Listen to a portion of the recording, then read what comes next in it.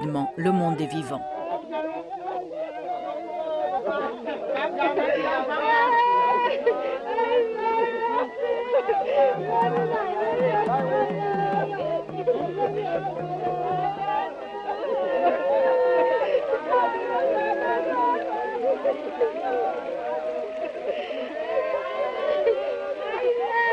Seuls les Olomans, les fossoyeurs, iront au cimetière. Les lieux de sépulture sont des lieux extrêmement redoutés du peuple Bushinengue.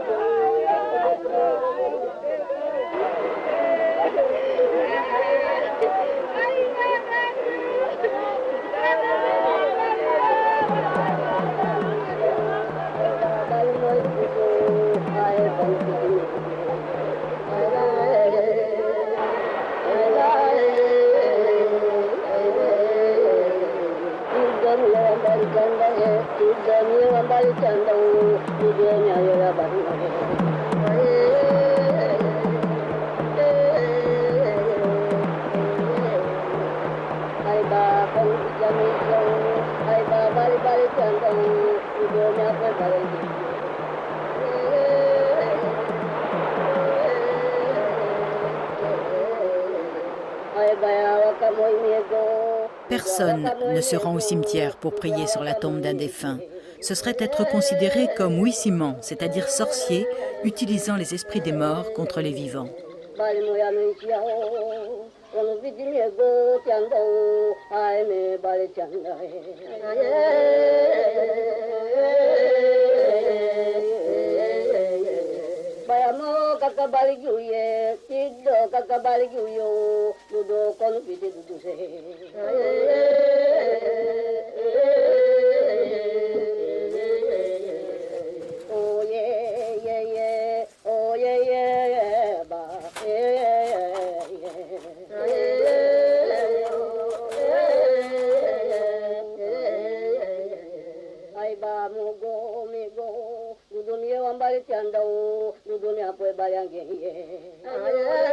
D'ailleurs, l'inhumation terminée, les Olomans vont pratiquer un rituel pour éviter que leur esprit ne reste prisonnier de ces lieux.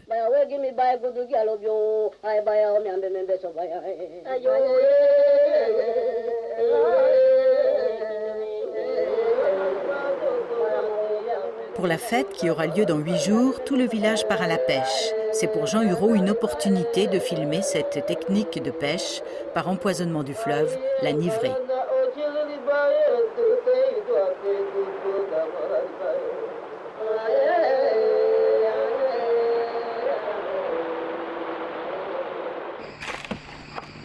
D'une liane coupée en grande quantité est extrait un suc qui va endormir le poisson.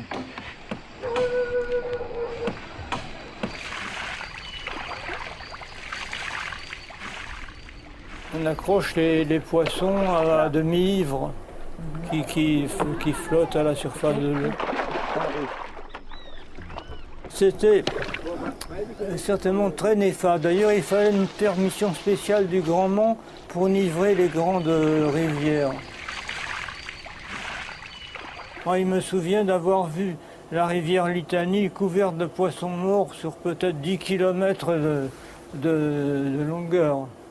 C'était évidemment très désastreux. C'était pareil chez les Indiens. Il n'y a là rien d'extraordinaire puisque dès le début, les Amérindiens ont aidé les esclaves en fuite à survivre dans la forêt. Ainsi, pour la pêche, la chasse ou l'agriculture, ces deux peuples ont partagé leurs techniques.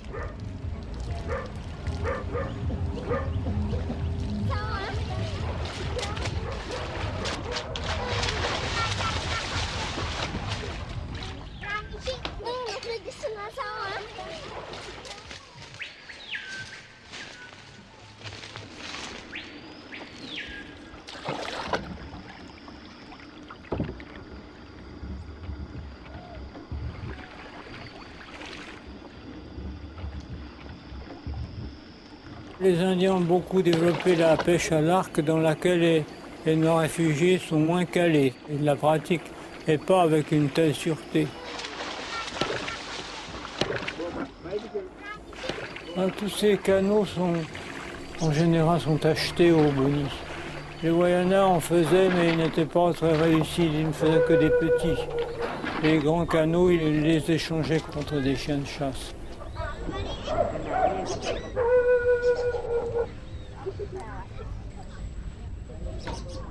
Lorsque Jean Hureau filme les Wayana dans les années 1950-1960, c'est un peuple au plus bas de sa démographie. On peut même craindre sa disparition. Ces Amérindiens sont semi-nomades, ils cultivent le manioc, le coton et utilisent ce que la forêt leur fournit pour la vie quotidienne. Lianes, écorces, bois, feuilles.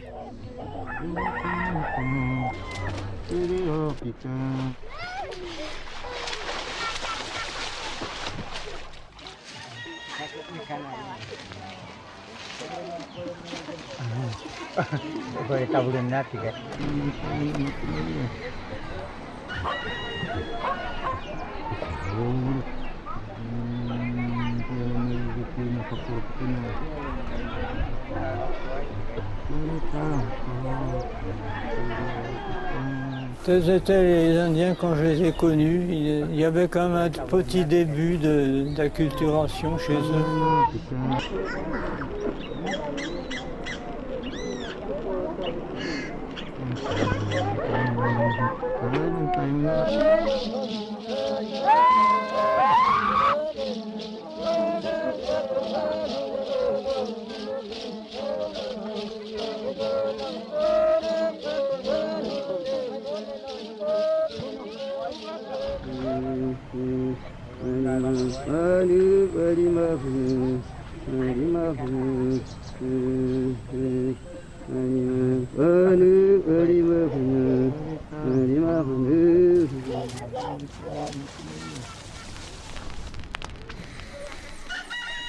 À l'adolescence, le jeune Amérindien doit prouver à la communauté son courage et sa force.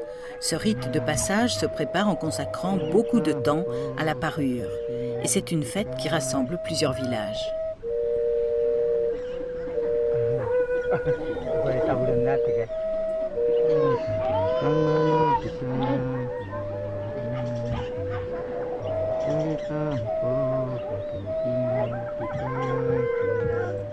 L'épreuve du maraquet, la plus spectaculaire, oblige le jeune homme à supporter, sans crier, les piqûres de guêpes et de fourmis.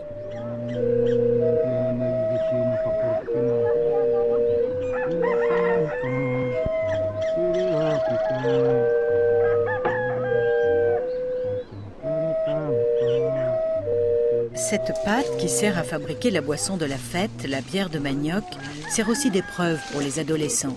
C'est l'épreuve de force, le maï pourri.